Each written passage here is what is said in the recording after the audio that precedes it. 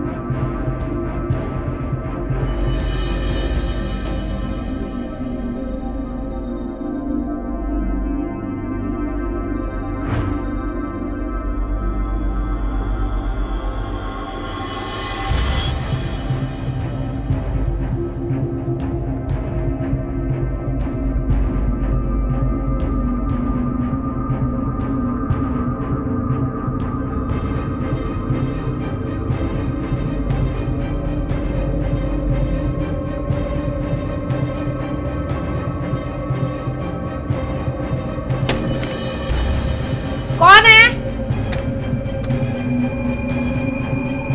कौन है?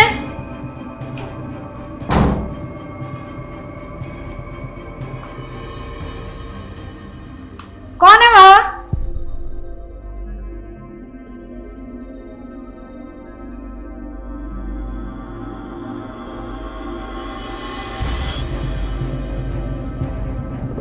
कौन है?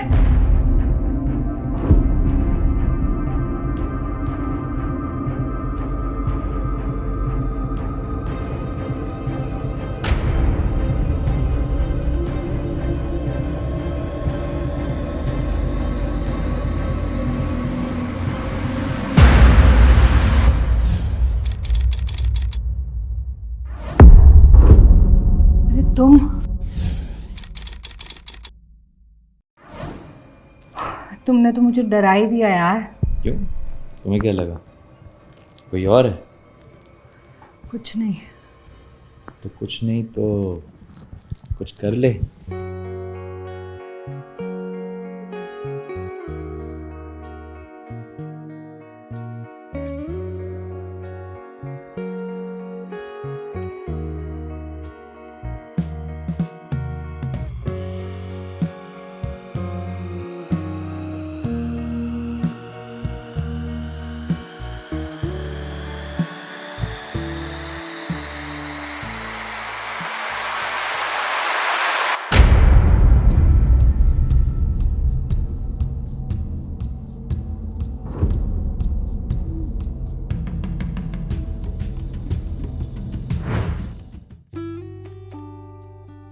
अरे बस भी कीजिए, कितना प्यार करेंगे आप।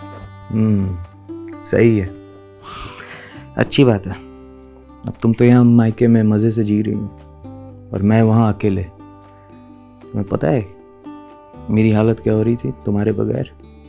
अच्छा, जब मैं वहाँ रहती हूँ तब तो बड़े ताने मारते हो, ये मायके कब जाएगी, मुझे आज़ादी नहीं मिलती वगैरह वगैरह। तो वो हर मर्द अपनी बीवी के लिए बोलता है, तो इसमें इतना सीरियस लेने वाली कौन सी बात है? एक्चुअली क्या है कि जब इंसान जब पास नहीं होता तभी उसकी वैल्यू समझ आती है। अच्छा, तो समझ आ गई मेरी वैल्यू? एब्सोल्युटली 100%, बिल्कुल। इसीलिए तुम्हें लेने आ गया। पर मैं तुम्हारे साथ नहीं जा सकती ना। क्यों? अरे मम्मी पापा और भाई गांव गए हैं, मेरे दादाजी के बड़े भाई शांत हो गए, ओह, इसीलिए उन्हें जाना पड़ा। तो तुम नहीं गई? नहीं, किसी को घर पे भी तो रहना था, आजकल कितनी चोरियां हो रही हैं। तो फिर एक काम करता हूँ, मैं भी यहीं रह जाता हूँ। जब तुम्हारी फैमिली आएगी फिर हम दोनों साथ में चले जाएंगे। हाँ, ये कर सकते हैं। अब मैं तुम्हारे लिए कुछ खाने को बना दूँ? हाँ। ठीक है।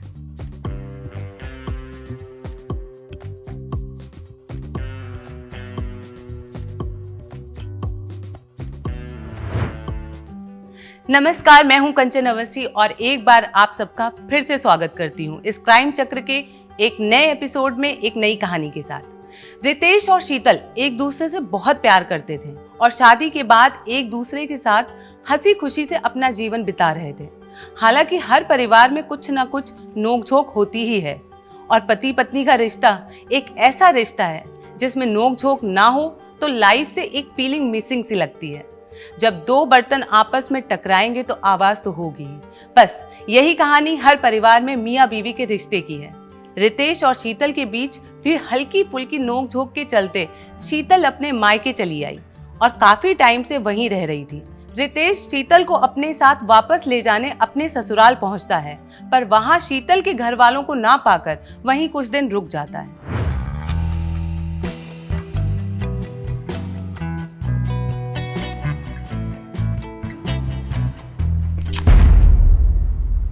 क्या हुआ? मन नहीं है, कुछ फील ही नहीं हो रहा।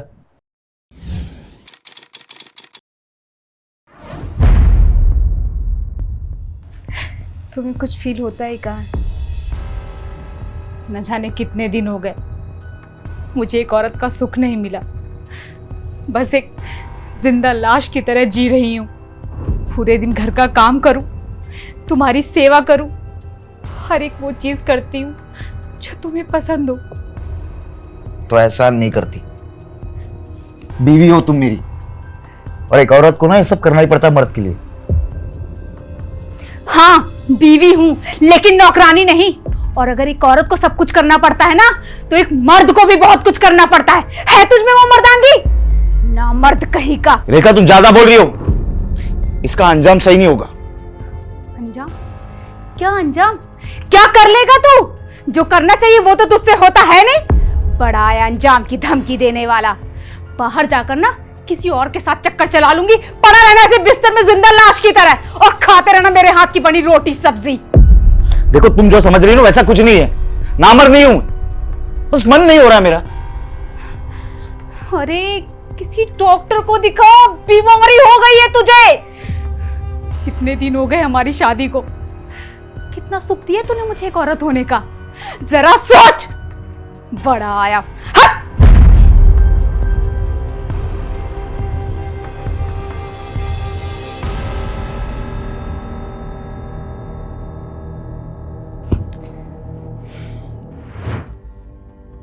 क्या बताओ यार, जिंदगी नरक बनती जा रही। नहीं, इसमें मेरे बीवी का कोई दोष नहीं है। वो तो वैसे भी शादी करके परेशान है मुझसे, फंस चुकी है बेचारी। पता नहीं यार, मैं उसे प्यार ही नहीं कर पाता, मन ही नहीं होता यार मेरा। मुझे क्या लगता है कि सच में कुछ प्रॉब्लम होगी मुझ में। डॉक्टर को दिखाना चाहिए क्या? तंग आ गए हूँ यार रोज की चिक चिक से। अरे डर लगता है यार, कई बार अगर किसी और के साथ में चक्कर चला लिया तो मैं कहीं मुंह दिखाने लायक नहीं रहूंगा। कभी कभी तो लगता है कि सब कुछ छोड़ छाड़ के कहीं निकल जाऊं, या फिर सुसाइड कर लूं।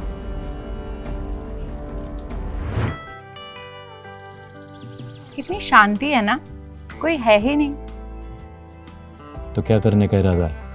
हट पागल, मैं तो ऐसे कह रही थी कि आजकल लोगों को पार्क में घूमना पसंद ही नहीं है, बस घर और फोन में घुसे रहते हैं। किसी के पास तुम जैसी खूबसूरत बीवी नहीं है ना, इसीलिए सब फोन में दूसरों की बीवियों को ढूंढते रहते हैं। तुम्हें तो बस मुझसे फ्लर्ट करने का बहाना चाहिए। तो और क्या करूं? एक काम करता हूँ, किसी और लड़की को पटा लेता हूँ। अच्छा, लड़की नहीं, एक शादीशुदा लड़की को फंसा लेता हूँ, सबसे बेस्ट। वो भी अपनी ज़िंदगी में खुश, मैं भी अपनी ज़िंदगी में खुश। हम दोनों से फ्लर्ट करने के लिए मिला करेंगे। मैं ना तुम्हें जान से मार दूंगी, समझे? अरे मजाक कर रहा है यार, तुम तो सीरियस हो। एक अर्जेंट कॉल, एक सेकंड।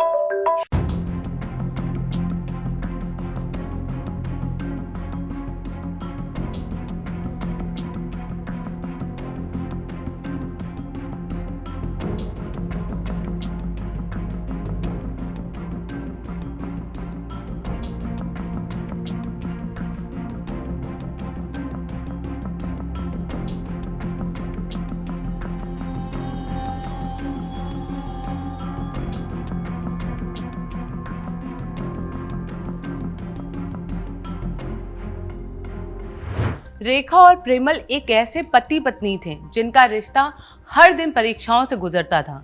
वो परीक्षा रेखा को नहीं बल्कि प्रेमल को देनी पड़ती थी, मर्द होने की परीक्षा। आज के जमाने में मर्द शब्द को इस तरह इस्तेमाल किया जाता है मानो ये बहुत शान से भरा शब्द हो। प्रेमल रेखा को शादी के बाद वो सुख नहीं दे पा रहा था जो हर मर्द एक औरत को देता है प्रेम प्रसंग में। इस बात से दोनों के रिश्ते में बहुत कड़वाहट थी।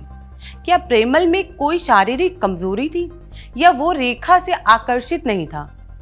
बात जो भी हो, अक्सर ऐसे रिश्ते में एक इंसान उम्मीदों से भरा होता है तो दूसरा इंसान प्रेशर से दबा होता है और इस दबाव में जिंदगी जीने की इच्छा उतनी नहीं रहती और यही प्रेमल के साथ हो रहा था।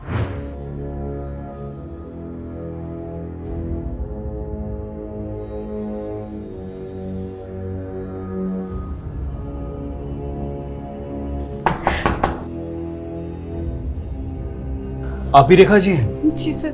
आपने पुलिस स्टेशन में फ़ोन किया था? हाँ सर, मैंने ही किया था फोन। क्यों, क्या हुआ? सर मेरे हस्बैंड प्रेमल जी पिछले 3 दिनों से लापता है और उनका फोन भी बंद आ रहा है। वो कभी भी ऐसा बिना बताए कहीं नहीं जाते थे सर। आपने उनके दोस्तों के पास पता किया? सर वैसे तो उनका कोई खास दोस्त है नहीं, एक है वो भी शहर से बाहर रहता है और मैंने उनसे भी पूछा पर उन्हें भी कोई जानकारी नहीं है। और मैंने उनके ऑफिस में भी फ़ोन लगाया था तो पता चला कि वो 3 दिन से वहाँ गए ही नहीं। ये प्रेमल जी की मिसिंग कंप्लेंट लिखो और उनके फोटोज को आसपास के सभी थानों में सर्कुलेट करवा दो। जी सर। रेखा जी, हमें आपके घर की तलाशी लेनी होगी, स्पेशली प्रेमल जी के कमरे की। जी सर। सर्च करो। जी सर। रेखा जी, क्या वो किसी बात को लेकर परेशान थे या उनका किसी के साथ कोई झगड़ा हुआ था? नहीं सर, ऐसा तो कुछ भी नहीं था। आप हमें प्रेमल जी का फोटो दे सकती हैं प्लीज?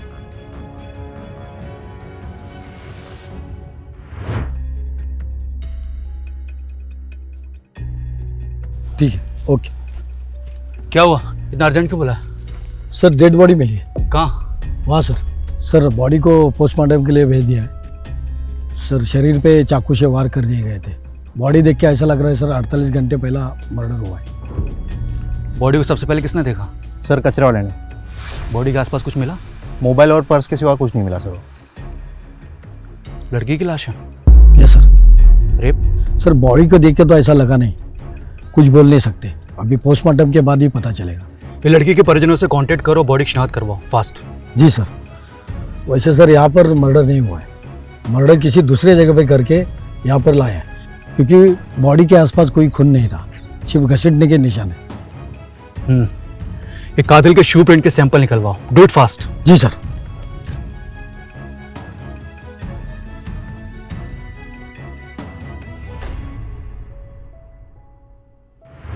एक तरफ प्रेमल घर से 3 दिनों से लापता था, उसकी बीवी रेखा उसके लापता होने से काफी परेशान थी।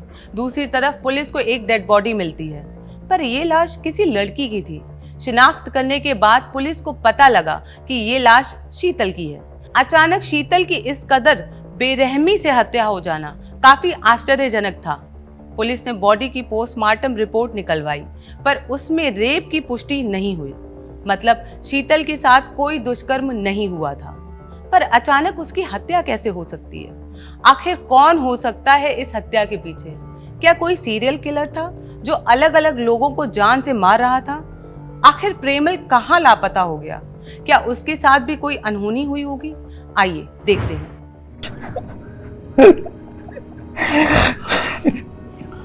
रितेश जी, खुद को संभालिए। सर इतनी बेरहमी से कौन मार सकता है सर? आखिर क्या वजह रही होगी? शीतल जी यहाँ कब से थी? वो कुछ दिन पहले ही यहाँ आई थी। दरअसल ये घर उनके पेरेंट्स का है, वो लोग किसी कारण गांव गए हुए।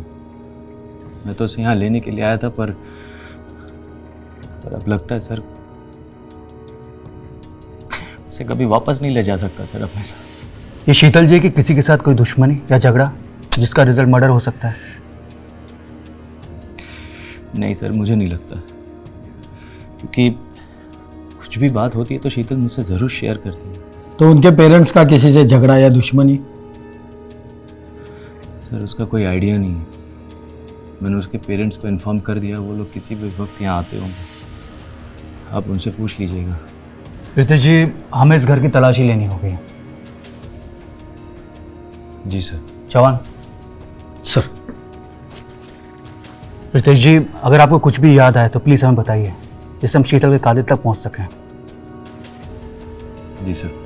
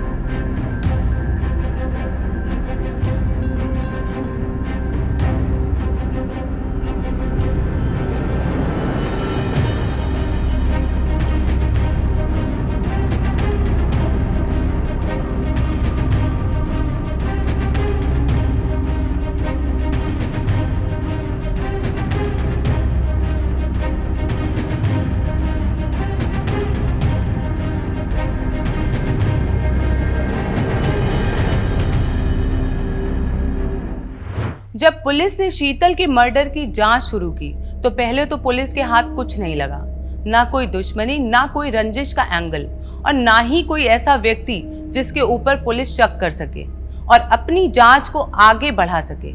पुलिस ने भी एक पल के लिए इस केस को अननोन किलर केस समझ लिया था, पर कुछ ऐसा हुआ जिसने पुलिस डिपार्टमेंट को इस केस को सॉल्व करने में मदद की। जब शीतल के घर की तलाशी ली गई थी तो वहां से पुलिस को शीतल का लैपटॉप मिला था, जिसमें मेल बॉक्स चेक करने पर प्रेमल के मेल्स दिखे।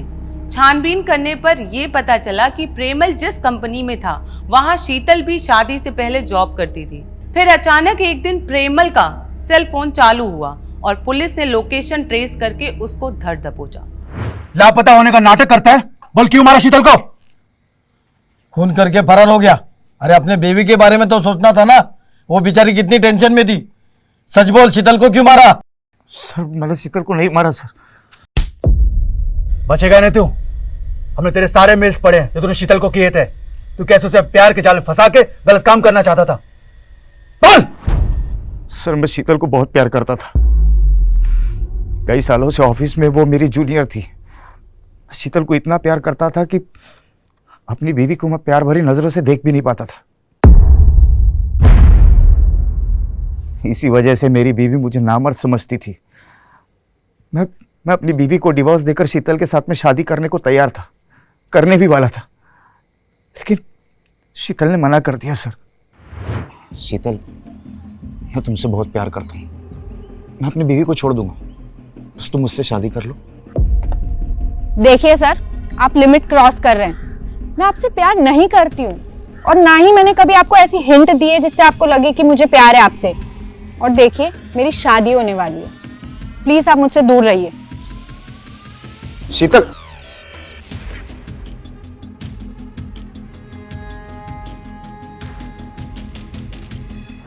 जिंदगी तो मेरी खराब हो गई थी।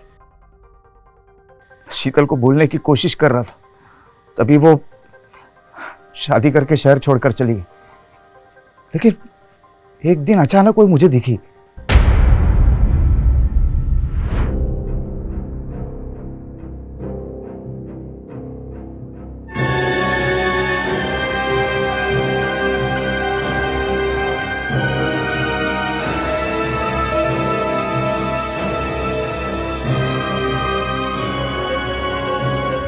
मैं ना तुम्हें जान से मार दूंगी ऐसा कुछ किया तो। अरे मैं मजाक कर रहा हूँ यार, तो सीरियस ही होगी। एक इम्पोर्टेंट कॉल है।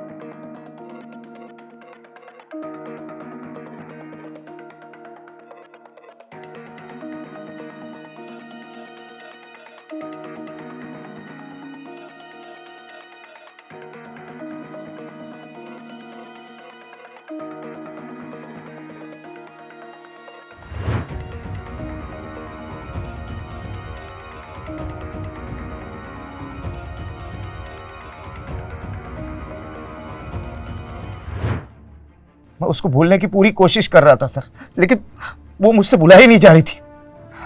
तभी मैंने उसे उसके पति के साथ में हम बिस्तर होते हुए देख लिया और मेरा खून खोल गया और मैंने उसे मार डाला। कैसा आदमी है तू? अपनी बीवी के बारे में जरा भी नहीं सोचा? एक तरफा प्यार, हवस जो भी तेरे मन में था, उससे कितनी जिंदगियां बर्बाद हो गई। अब बाकी की जिंदगी जेल में काटना।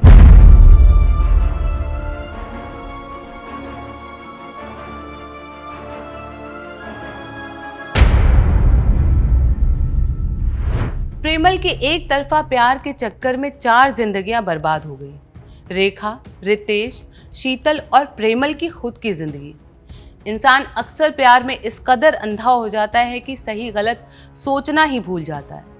अपनी निजी जिंदगी में अपनी बीवी को खुश न रखकर प्रेमल ने मन में ही एक दुनिया बना ली थी और उस दुनिया में वो शीतल से एक तरफा प्यार करने लगा था। उसको लगता था कि शीतल भी उससे प्यार करती है, जिसके कारण वो शीतल को उसके पति के साथ खुश नहीं देख पाया और जलन और गुस्से में आके उसने शीतल को मिलने बुलाया और उसे मौत के घाट उतार दिया। खैर, कानून के हाथ से कोई नहीं बच सकता। मैं हूं कंचन अवस्थी और आप सबसे विदा लेती हूं। फिर मिलूंगी क्राइम चक्र के एक नए एपिसोड में एक नई कहानी के साथ। तब तक के लिए सावधान रहिए, सतर्क रहिए। जय हिंद।